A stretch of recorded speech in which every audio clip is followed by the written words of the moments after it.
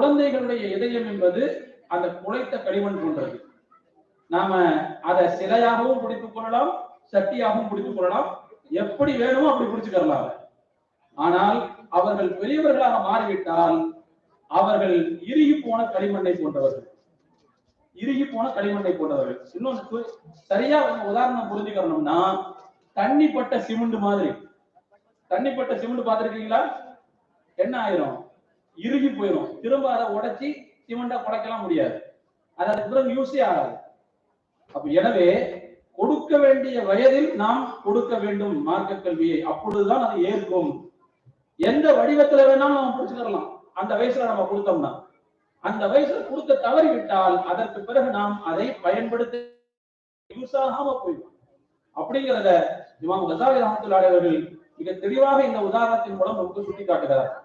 எனவே சின்ன பிள்ளைகள்